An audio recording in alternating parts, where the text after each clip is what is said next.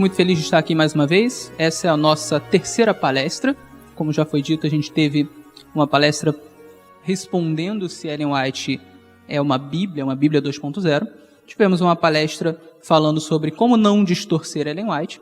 E hoje a gente vai falar sobre como distorcer Ellen White. Gostaria de começar apresentando uma problemática. Quem viu a palestra de ontem pode estar se perguntando agora assim: tá bom, Davi, eu entendi pelas duas primeiras palestras que Ellen White não tem a mesma função que a Bíblia.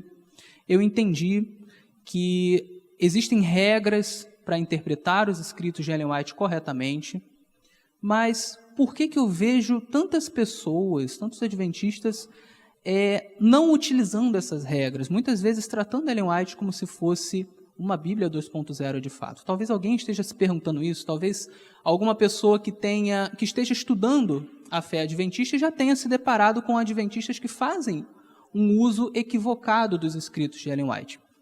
Então a problemática é, se ela repreendeu tanto em relação a esse uso equivocado, por que isso existe, né? Por que existem pessoas que ainda fazem esse uso equivocado? Então a gente vai trabalhar um pouquinho esse tema hoje. E eu gostaria de começar falando o seguinte: nunca devemos avaliar uma igreja através daquilo que as pessoas fazem de errado. O que acontece? As pessoas são falhas. Você não vai encontrar uma igreja em que as pessoas sejam perfeitas, em que as pessoas sigam tudo o que a teologia oficial daquela igreja fala. Então, por exemplo, você já deve ter ouvido aquela máxima, né? Pastor é tudo ladrão, né? A gente ouve muito isso por aí. Existem pastores ladrões? Claro que existem. Mas será que todo pastor é ladrão? É claro que não. O fato de existirem alguns pastores ladrões significa que a doutrina cristã diz que é certo o pastor ser ladrão? É claro que não. A doutrina diz: não furtarás. Na Bíblia você vai encontrar as qualificações de um pastor. O pastor não pode ser ladrão, não deve ser ladrão. Então ele está indo contra a própria doutrina. Então o que eu estou querendo dizer com isso? Nós nunca podemos pegar, talvez você já tenha topado com adventistas que faziam mau uso de Ellen White. Nós nunca devemos olhar para isso e dizer: então a doutrina da igreja adventista ensina esse mau uso. Não é assim que funciona. Como nós vimos na primeira palestra e na segunda palestra, a própria Ellen White, ela ensinava como que se deveria usar os escritos dela. A própria Ellen White era favorável ao sola scriptura. Então, se alguém não faz uso do sola scriptura, não faz uso das regras básicas de interpretação dos próprios escritos de Ellen White, então a gente não pode colocar isso como culpa da senhora White. Isso é culpa das pessoas que agem de uma maneira contrária ao que a própria mensageira ensinou, ok? Mas a gente pode aprofundar um pouquinho mais. Porque alguém pode me dizer assim: tá bom, Davi, mas eu já vi isso acontecer muitas vezes. Tem alguma explicação para isso? Por que tantas pessoas erram ao usar Ellen White? Por que tantos adventistas erram ao usar a própria profetisa em que creem, né? Interpretando-a de maneira errada, de maneira diferente da própria maneira como ela pedia que fosse feito, né? Então, para entender isso, a gente vai ter que trabalhar aqui o seguinte: uma questão teológica e uma questão histórica.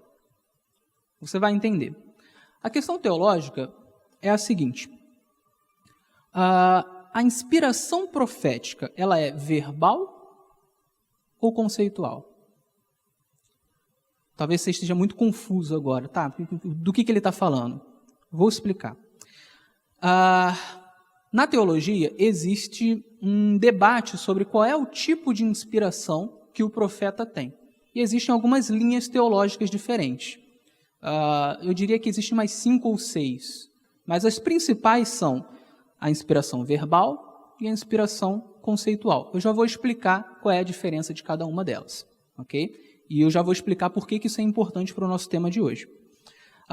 Essa é a questão teológica. A questão histórica é a seguinte: qual a corrente que prosperou, né? Qual dessas correntes a inspiração conceitual ou a inspiração verbal, qual delas prosperou depois da morte de Ellen White? E por quê? Também já vou explicar por que isso é importante para o nosso tema. Então vamos lá, inspiração verbal. Inspiração verbal significa o seguinte, é aquela crença que cada palavra que o profeta diz é inspirada por Deus. É como se a inspiração fosse um ditado.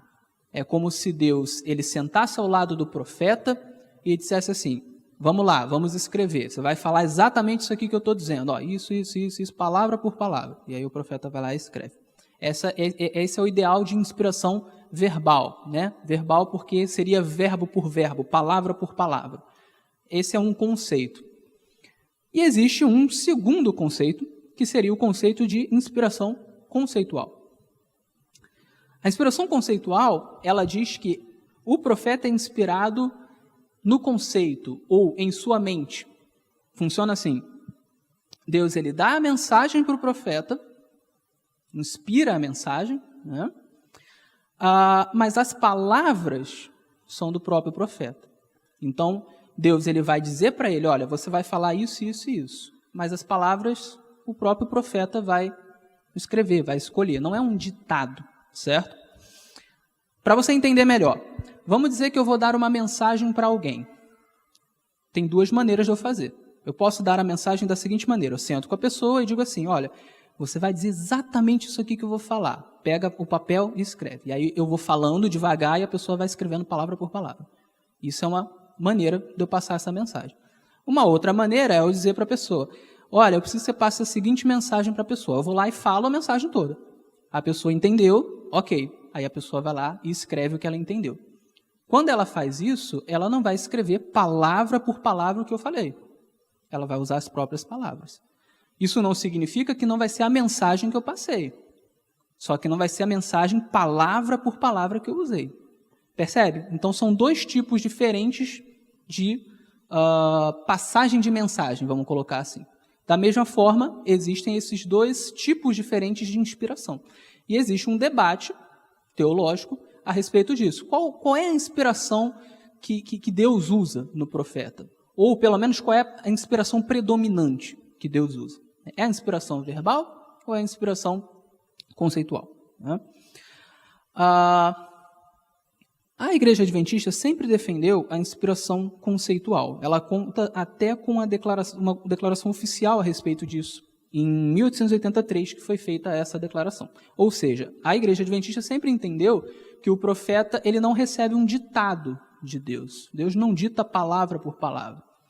Deus ele dá a mensagem geral na mente do profeta, inspira o profeta, e aí o profeta, com as suas próprias palavras, ele vai lá e escreve. Há boas razões bíblicas para essa ideia de inspiração conceitual. Eu estou usando aqui o termo conceitual, pode haver outros termos em outros lugares, tá? Alguns chamam, por exemplo, de inspiração de pensamento. Então, existem termos um pouco diferentes para isso, tá? Há boas razões bíblicas para crermos na inspiração conceitual ou a inspiração de pensamento. Uma dessas razões são os estilos diferentes de cada autor. Vamos olhar para a Bíblia.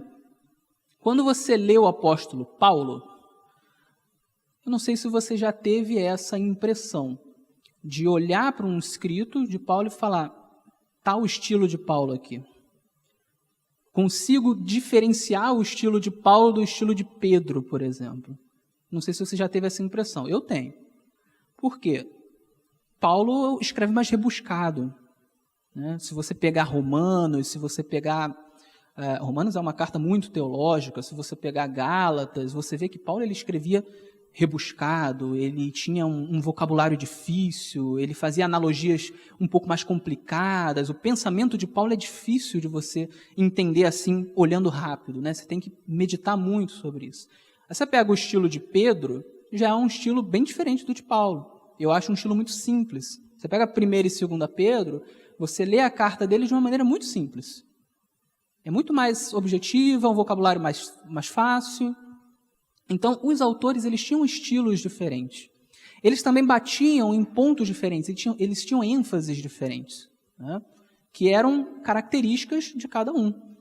Paulo ele gostava muito de enfatizar determinadas questões, como, por exemplo, a justificação pela fé.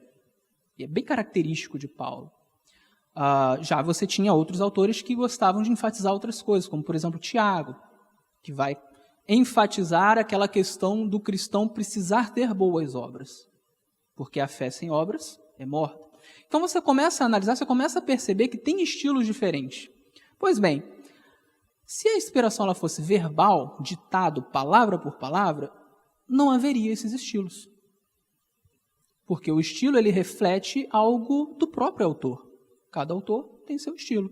Mas se é Deus que está ditando palavra por palavra, a Bíblia teria que ter um estilo só, o estilo de Deus. Então você não teria nenhuma variação de estilos na Bíblia, se fosse um ditado, se ele falasse palavra por palavra. Mas existe estilo na Bíblia. Então, essa é uma boa razão para pensarmos que Deus ele não dita palavra por palavra para o profeta. Ele dita, aliás, ele não dita, ele fala, através da inspiração, de uma maneira mais geral. E a pessoa, com as suas palavras, com o seu estilo, com as suas expressões, com o seu vocabulário, ela reproduz aquilo. Obviamente, Deus está ali para poder garantir que a mensagem que ele passou não seja deturpada pelo próprio estilo, pelas próprias expressões, que o âmago da mensagem ele seja compreendido. Então, ele fiscaliza o que a pessoa está escrevendo, mas o estilo é da pessoa. Uma outra questão, pequenas variações em relatos dos mesmos fatos. A gente também vê isso na Bíblia. Por exemplo, se você for analisar nos evangelhos o relato da traição de Pedro a Jesus, né? Vamos chamar de traição? Enfim, quando ele nega a Jesus 3 vezes, né? Um pouquinho antes, Jesus ele faz a predição. Em alguns dos evangelhos, é dito que ele vai negar depois que o galo cantar. Em outro, que o galo cantaria 2 vezes. Então você vai lendo, você vai vendo que tem algumas diferenças, né? Mas é depois que o galo cantar 2 vezes ou é depois que o galo cantar uma vez só? Como é que funciona isso, né? Então existem essas pequenas diferenças de relato, né? Essas pequenas diferenças de relato, muitas vezes as pessoas que são céticas da Bíblia, elas vão apontar como se fossem contradições e como se fossem algo que anulasse a inspiração. Se tem essas pequenas variações, então isso aqui anula a inspiração, não é inspirado por Deus, porque a Bíblia não pode ter erro nenhum, né? Mas nós adventistas não entendemos desse jeito.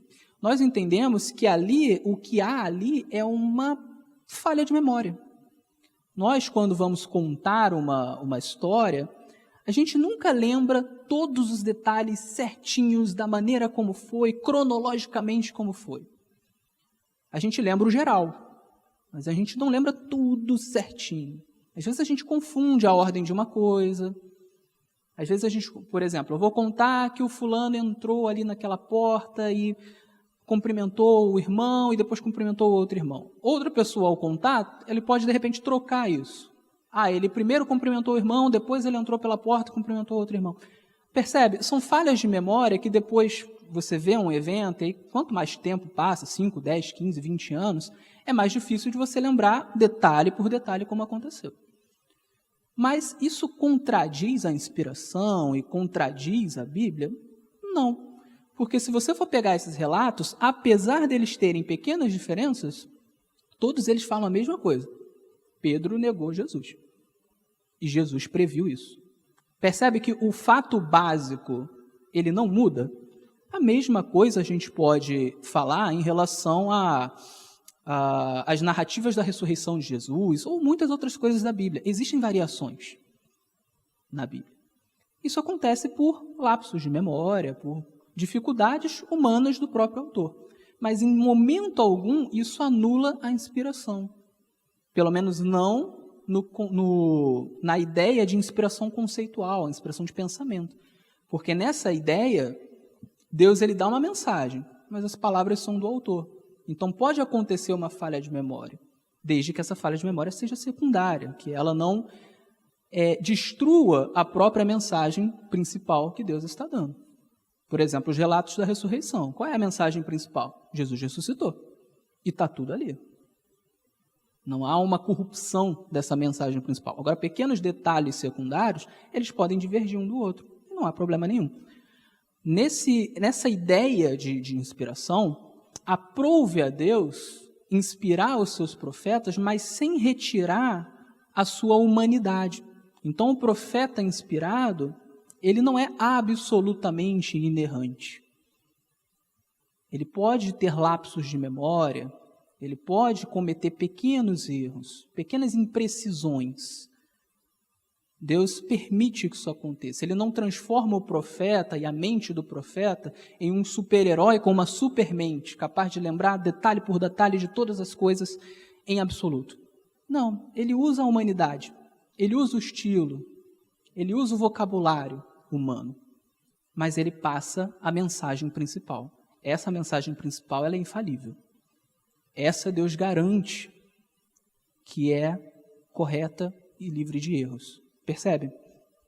A polícia, ela usa muito não vou dizer a definição de inspiração, né, mas essa definição de relatos verdadeiros. Quando a polícia está investigando algum crime, ela ouve várias pessoas, vários testemunhos, e se os testemunhos eles são rigorosamente iguais, até nos pequenos detalhes, a polícia desconfia de que eles não são verdadeiros. Por quê? Porque ninguém consegue contar um relato igualzinho ao da outra pessoa. Então, se ele está contando um relato igualzinho, é improvável que esse relato seja verdadeiro. É mais provável que essa pessoa ela tenha combinado com a outra o que ela ia falar.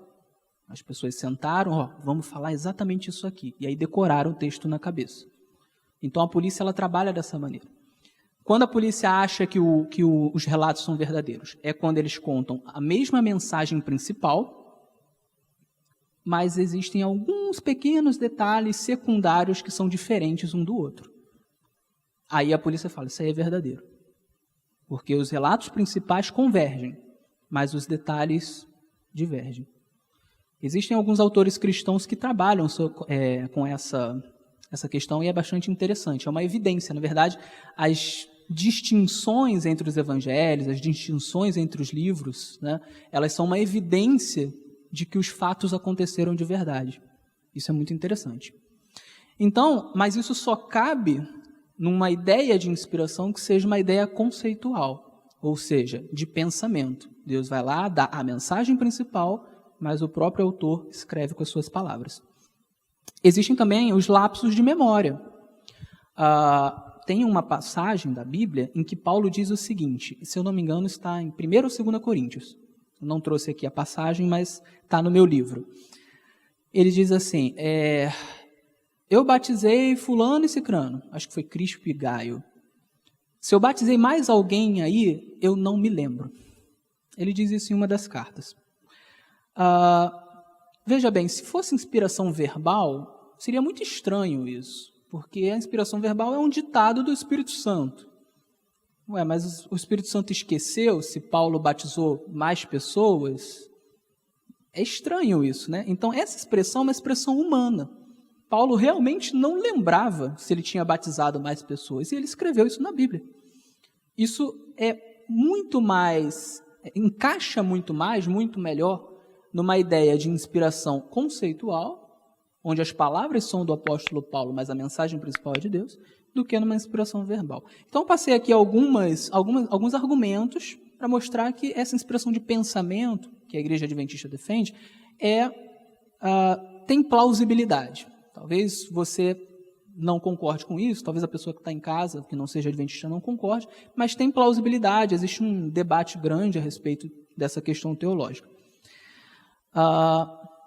Ellen White defendia a inspiração conceitual, e ela dava mais ou menos os mesmos argumentos que eu dei aqui, né? Então eu vou ler uma citação dela, só para a gente entender como é que era o pensamento de Ellen White. Ela dizia o seguinte, a Bíblia é escrita por homens inspirados, mas não é o modo de pensamento e expressão de Deus, é o da humanidade. Deus, como escritor, não está representado. Os homens costumam dizer que tal expressão não é como Deus. Mas Deus não se colocou em palavras, em lógica, em retórica, em julgamento na Bíblia. Os escritores da Bíblia eram homens de Deus, não sua pena. E aí ela vai dizer, olhe para os diferentes escritores. Não são as palavras da Bíblia que são inspiradas, mas os homens que foram inspirados. A inspiração não atua sobre as palavras ou expressões do homem, mas sobre o próprio homem que, sob a influência do Espírito Santo, está imbuído de pensamentos, no caso, pensamentos divinos. Então, o que ela está dizendo é justamente isso que eu falei. Os homens eram inspirados, obviamente inspirados com esses pensamentos divinos, eles iam escrever exatamente a mensagem que Deus passou, mas não com palavra por palavra. Eles iam usar os seus estilos, o seu vocabulário, as suas expressões, etc. Entretanto, muitos não tinham essa visão.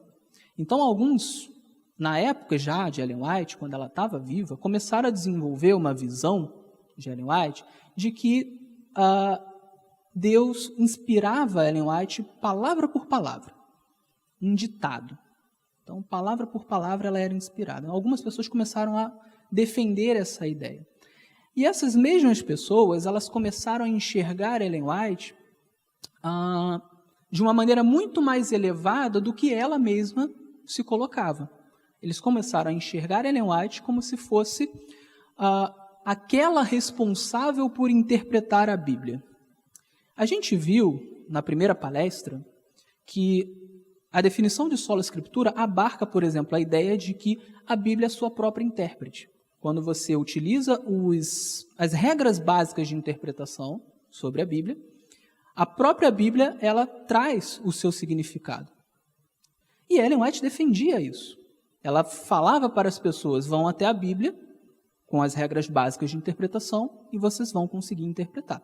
E ela muitas vezes mostrava qual era a interpretação correta, mas era interessante que ela não mostrava assim no sentido de, olha, eu tive uma revelação, essa é a interpretação correta, vocês têm que acreditar e acabou.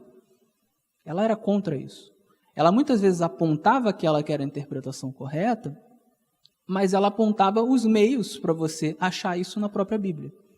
Porque na concepção de Ellen White, nós não deveríamos aceitar o que alguma pessoa fala só porque essa pessoa falou. Então, assim, não é porque eu estou falando. Vai à Bíblia, estuda que você vai chegar à conclusão. Então, a Bíblia é sua própria intérprete. Só que essas pessoas começaram a usar Ellen White como se fosse a intérprete da Bíblia. Isso é um problema. Por quê? Primeiro porque vai contra o sola escritura, que era defendido pela própria Ellen White, vai contra o que Ellen White falava, porque ela não se colocava no lugar da Bíblia. Então, se você começa a colocar Ellen White como a intérprete da Bíblia, você está indo contra a própria Ellen White, ela não ensinava isso. Ela dizia, por exemplo, que os seus escritos não deveriam ser colocados na dianteira, né? Mas há um outro problema muito complicado, que é o seguinte: Ellen White também precisa ser interpretada. Eu falei disso na primeira palestra. A gente interpreta a Bíblia, mas a gente também tem que interpretar Ellen White, porque tudo precisa ser interpretado.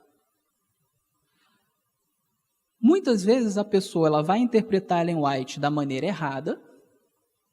Ela vai, por exemplo, pegar algo descontextualizado e vai interpretar de maneira errada. E aí ela vai pegar essa interpretação errada que ela fez de Ellen White e ela vai usar para interpretar a Bíblia. Está percebendo o problema? E aí ela consegue fazer a Bíblia dizer o que a Bíblia não está dizendo, aparentemente com o aval de Ellen White, quando na verdade ela está interpretando mal tanto Ellen White quanto a Bíblia. Eu vou dar um exemplo. Ellen White ela fala em muitas passagens dos seus escritos da importância das pessoas irem para as áreas rurais, porque viver no campo é melhor que viver na cidade, por causa de saúde e uma série de outras questões. Algumas pessoas vão pegar essas passagens e vão fazer disso uma norma. Temos que ir para o campo. Logo, o irmão que ainda não foi para o campo, ele está errado. Logo, o irmão que está ainda na cidade e que ainda não fez planos para ir para o campo, ele está errado. E aí, a pessoa vai fazer todo um julgamento em cima disso. E ela vai pegar essa interpretação, muitas vezes, e jogar sobre a Bíblia. Só que a mesma Ellen White, ela falou em muitos contextos também da importância das missões nas grandes cidades. E agora?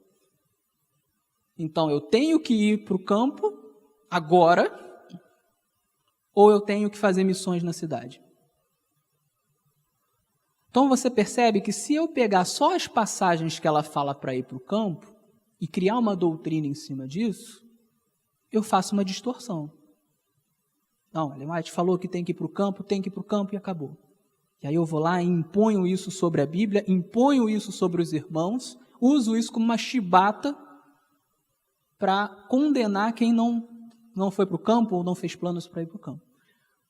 Só que a interpretação está errada, porque eu desconsiderei os textos em que ela fala também sobre a importância das missões nas cidades.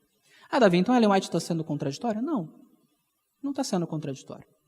É porque em alguns contextos ela falou uma coisa, em outros contextos ela falou outra. Então você tem que analisar os contextos para você entender o que ela quer dizer. Ela era uma mulher equilibrada. Então há contexto que é diferente. E aí você precisa estudar esse contexto para poder analisar. Mas você veja a problemática. Eu descontextualizo Ellen White, eu digo que essa interpretação de Ellen White é a correta, e aí eu uso essa interpretação para interpretar a Bíblia. Nessa brincadeira, a Bíblia ela perde a voz. Nessa brincadeira, a Bíblia não está mais falando. Quem está falando sou eu. Com a desculpa de que não, essa é a interpretação de Ellen White. Então você percebe por que Ellen White não pode ser elevada a intérprete da Bíblia? Não. Ela dizia, a Bíblia é sua própria intérprete. Ellen White ela era uma mensageira do Senhor para nos ajudar a voltar para a Bíblia e deixar a Bíblia falar. E não um papa. Ellen White nunca se colocou como um papa. Na doutrina católica você tem o papa, onde o papa vai dizer, isso aqui é a interpretação e acabou. E ninguém precisa ir lá na Bíblia para estudar. Se o papa falou, está falado. Se o papa disse, o domingo é o dia de guarda, está falado. Não precisa ir para a Bíblia para poder estudar. Essa é a visão católica. Mas não é a visão protestante, não era a visão de Ellen White, não é a visão adventista. A visão adventista é a visão bereana. Se alguém falou alguma coisa, a gente tem que ir para a Bíblia para poder estudar, em termos de doutrina. E Ellen White confiava no seu próprio trabalho, ou seja, ela se deixava julgar. Há passagens dela em que ela diz, olha, eu não quero que você faça as coisas porque eu estou falando. Esqueça Ellen White, vá para a Bíblia, estude a Bíblia. Aí você vai chegar à conclusão.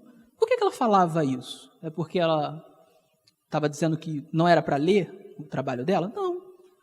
Mas é porque ela tinha confiança de que, se ela estava apontando uma interpretação, e essa interpretação era bíblica, então a pessoa poderia prová-la. Ela estava dizendo assim, gente, não precisa acreditar em mim. Eu falei isso aqui, vai lá na Bíblia e prova. Ela era tranquila em relação a isso. Percebe? Só que algumas pessoas começaram a entender Ellen White como uma pessoa que era a intérprete oficial da Bíblia. Ou seja, você não precisa ir para a Bíblia. Se Ellen White falou, está falado. E aí, nessa brincadeira, você começa a criar distorções de Ellen White e impor isso sobre a Bíblia e sobre os outros irmãos. O que acontece? Então, você tem duas alas, né? A ala que acreditava que tudo que Ellen White falou tinha sido ditado por Deus, e essas pessoas tinham uma visão de Ellen White muito elevada, mais do que a própria Ellen White tinha, né, como se ela fosse uma segunda Bíblia. E você tinha uma outra ala, que era a ala que entendia como a própria Ellen White entendia, que Deus ele inspira o pensamento. E essas pessoas tinham uma visão de Ellen White que não era uma Bíblia 2.0. Então tinha essa discussão. Ellen White morreu em 1915. E aí, quando foi em 1919, a gente teve uma conferência bíblica. Essa conferência bíblica, ela resolveu tratar sobre vários assuntos, né?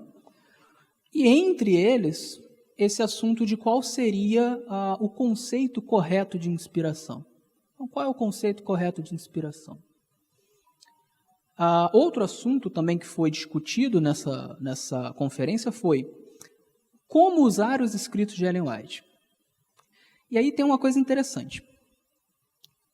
Alguns professores de história, eles perceberam que existiam nos escritos de Ellen White algumas pequenas imprecisões históricas. Lembra que eu falei das imprecisões? Que são secundárias, que não afetam a mensagem principal? Eles perceberam que existiam algumas pequenas imprecisões em alguns escritos de Ellen White, em termos históricos. E eles ficavam com uma dúvida, porque eles falaram assim, tá, se tem essas imprecisões, então significa que ela não foi inspirada? Significa que tudo o que ela falou a gente tem que jogar fora? Tá, mas se não é assim, como é que eu lido com essa questão? Né? Então tinha algumas imprecisões cronológicas, algumas pequenas confusões cronológicas, algumas pequenas geográficas. Pouca coisa, não afetava a mensagem principal. Mas surgiu essa dúvida. E aí você tinha as duas alas. Aquela que dizia, não é uma imprecisão. Se ela falou, está falado. Então, mesmo que você tenha evidência histórica, mas o que ela falou está falado, a gente tem que interpretar do jeito que ela falou. Não pode ter. Esse era o pessoal verbalista. Deus ditou cada palavra para ela. Então, não pode ter nem esses lapsos de memória. Não pode ter. Tem que ser tudo perfeito. Né? E você tinha o outro lado que dizia assim, olha, Ellen White, ela nunca defendeu uma inspiração verbalista. Então, ela reconhecia que, às vezes, ela poderia cometer pequenas confusões. Tanto era verdade que alguns livros de Ellen White, ela permitiu que fossem atualizados em linguagem, em expressões, em pequenas coisas históricas.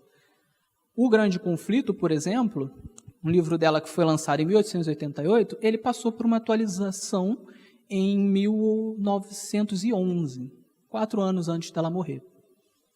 Ela fiscalizou essa atualização e ela deu ok. Essa atualização ela foi feita por vários historiadores, várias pessoas, e inclusive pelo filho dela. Né? E a gente tem os registros do que foi mudado, nada muito grande, mas pequenas coisas, pequenas imprecisões, colocação de fontes, porque ela escrevia os seus livros fazendo muita pesquisa. Ellen White ela não simplesmente tirava tudo da cabeça dela, ela fazia pesquisa. Ela tinha visões, muitas vezes, e ela não sabia muito bem a que se referia aquelas visões. Às vezes, visões de eventos que aconteceram no passado, ela não sabia exatamente a que se referia. Então, ela ia estudar. Então, ela lia muitos livros e, muitas vezes, ela achava, essa visão que eu tive é disso aqui. E aí ela pegava, fazia citações, escrevia com suporte de pesquisa. Como, por exemplo, o Evangelho de Lucas, né? Que ele vai dizer que ele fez pesquisas para compor o seu Evangelho. Então, Ellen White também agia dessa maneira. Então, o que acontece? Essas pessoas que não defendiam o verbalismo, elas entendiam que Ellen White ela recebeu a mensagem de Deus, mas não era cada palavra que era ditada. E, portanto, poderia haver algumas imprecisões. Então, você teve essa discussão, e dentro dessa discussão, você passou a ter uma discussão também sobre qual seria a posição de Ellen White dentro do Adventismo. E aí você tem aquela discussão onde eu falei, em que alguns olhavam Ellen White da maneira como ela se via, e outros como se fosse uma segunda Bíblia. Essa discussão, em 1919, ela foi muito regada por um problema, um contexto daquela época, um contexto histórico, que era a questão do avanço do liberalismo teológico. Para quem não sabe o que é isso, o liberalismo teológico ele é um conjunto de cosmovisões e doutrinas, né, que começa a enxergar a Bíblia como se não fosse a palavra de Deus. Então, o teólogo liberal, ele olha a Bíblia não como a palavra de Deus, mas como um livro que talvez contenha a palavra de Deus. Então, esses teólogos eles começam a fazer um trabalho tipo de recortar a Bíblia, para saber o que seria ali inspirado, o que não seria. E aí daí surgem, né, as piores aberrações. Então você vai ter teólogo liberal que já não acredita em milagre, porque ele crê que o milagre ele é contra a ciência, então ele não acredita em milagre. Você vai ter teólogo liberal que não acredita na ressurreição de Jesus, que acha que a ressurreição de Jesus ela não é literal, que ela é algo simbólico. Então você vai ter esse problema. Então, os teólogos liberais, em 1800 e também no início de 1900, eles estavam crescendo muito, estavam avançando muito, né? As faculdades começaram a ser tomadas pela teologia liberal. Então existia esse problema. Quando teve essa conferência de 1919, na Igreja Adventista, havia muito medo da teologia liberal. Então, as pessoas que colocavam Ellen White lá naquele patamar igual à Bíblia, e que entendiam que ela tinha recebido palavra por palavra, ditado, e que não poderia ter cometido nenhuma imprecisão, eles começaram a taxar os outros que pensavam de outra maneira como se eles fossem liberais, como se a posição deles fosse um perigo, né, que levaria ao liberalismo. Por conta disso, quando essa conferência ela terminou, o então presidente da Igreja Adventista da época, que era o Arthur Daniels, que defendia a visão conceitual, que tinha uma visão equilibrada, que tinha uma visão que respeitava o sola scriptura, ele achou por bem não publicar as atas da reunião. Ele falou, esse assunto é muito polêmico, então eu vou deixar isso aqui arquivado. Então ele arquivou, né? Isso acabou sendo esquecido e ficou arquivado por quase 60 anos. Então, muitas das coisas que foram discutidas naquela reunião, ninguém ficou sabendo durante esse período. E aí, por conta do perigo do liberalismo, aqueles que tinham uma visão mais verbalista, mais tradicionalista, que colocavam Ellen White acima, né, como se fosse a intérprete da Bíblia, eles passaram a ganhar campo. E eles ganharam campo pelas próximas décadas. Então a Igreja Adventista ela sofreu durante muito tempo na mão de pessoas que tinham uma visão distorcida do modo como se usa Ellen White. Como se Ellen White fosse uma Bíblia, né? Então durante muito tempo existiu esse problema na Igreja Adventista. Isso começou a mudar.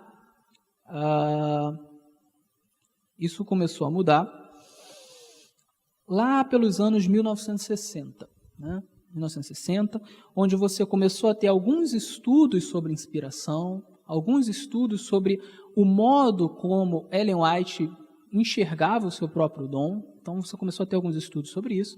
Nos anos 70 e 80 você começou a ter alguns livros de críticos, de pessoas que saíram até do próprio meio adventista e começaram a criticar. Então a igreja ela começou a rever os seus conceitos. E aí ela percebeu que ela estava trabalhando com conceitos errôneos, conceitos que iam contra o que a própria Ellen White dizia. Que lições que a conferência de 1919 ela traz?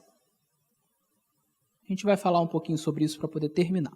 Primeiro, Ellen White ela nunca se julgou infalível em detalhes cronológicos, históricos e geográficos. Ela era uma pessoa aberta a receber correção em detalhes, porque ela entendia que esses erros, essas imprecisões em detalhes, elas fazem parte das falhas humanas de memória. Então, se eu me engano em algum detalhe, isso não quebra a mensagem geral que Deus me deu.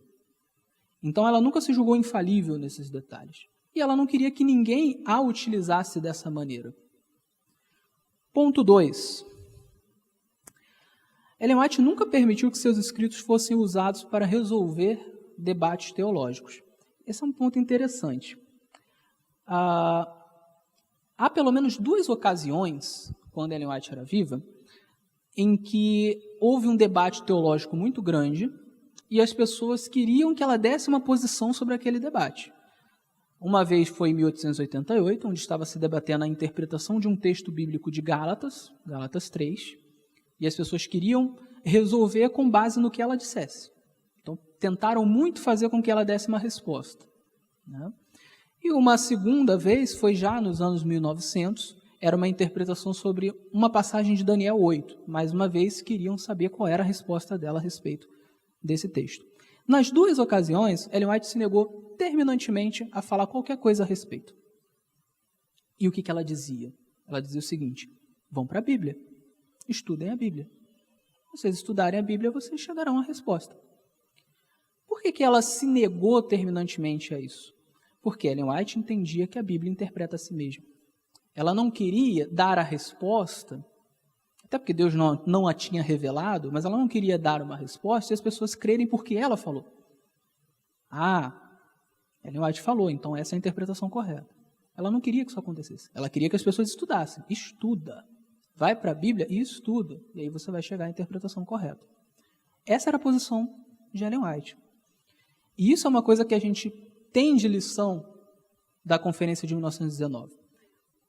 Porque havia uma ala que defendia exatamente isso. Que Ellen White não deveria ser usada como se fosse a intérprete da Bíblia. Porque ela mesma nunca permitiu que isso acontecesse.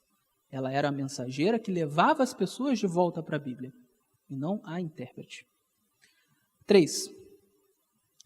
Os tradicionalistas eram os teólogos mais novos, em especial os que não haviam trabalhado diretamente com Ellen White. Isso é muito interessante. O pessoal que tinha essa posição mais tradicionalista, que colocava Ellen White assim, no mesmo patamar da Bíblia, eram os teólogos novinhos.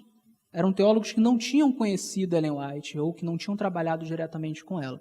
É por isso que eles tinham o pensamento de que Deus ditava cada palavra para ela.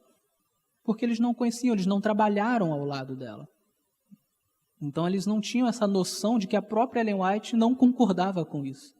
E eles foram levando esse pensamento para frente.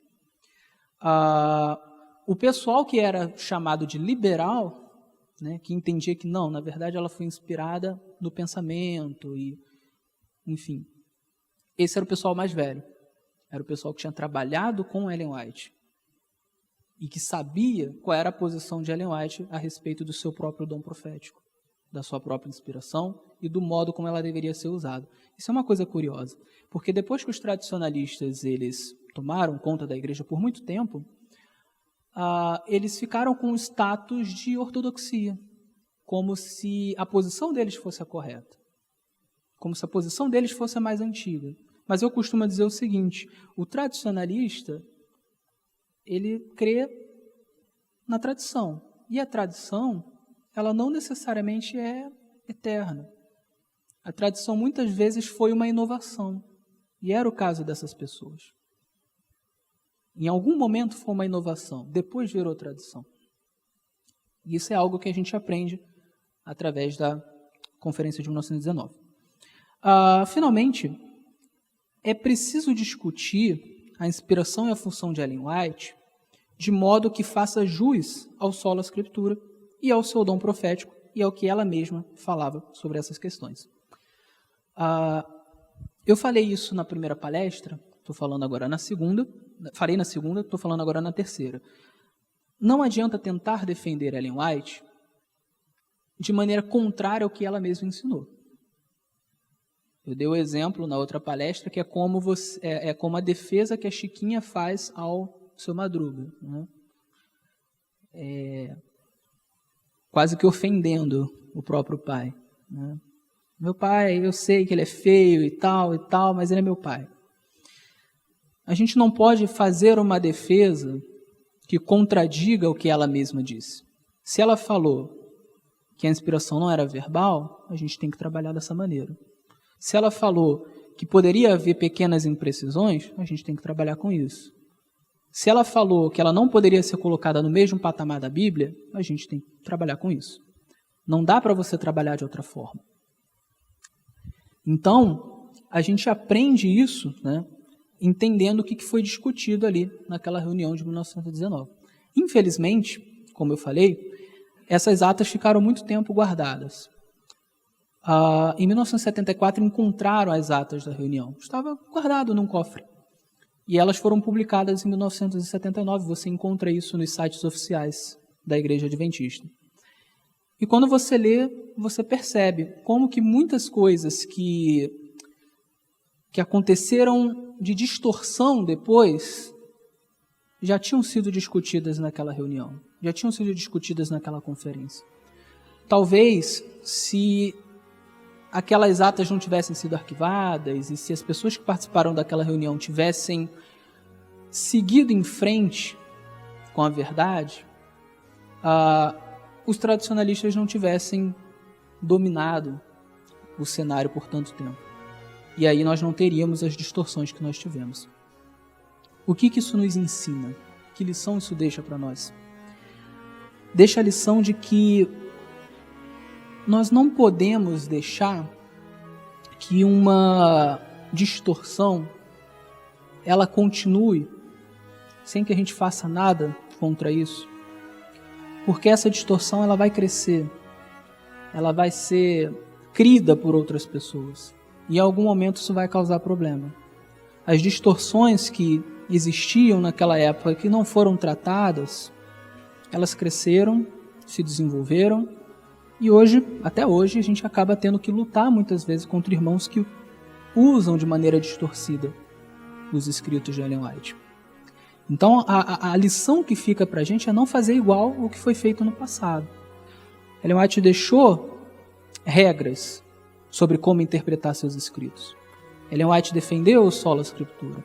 Se a gente não levar a sério isso, a gente acaba passando pelos mesmos problemas que aconteceram depois de 1919.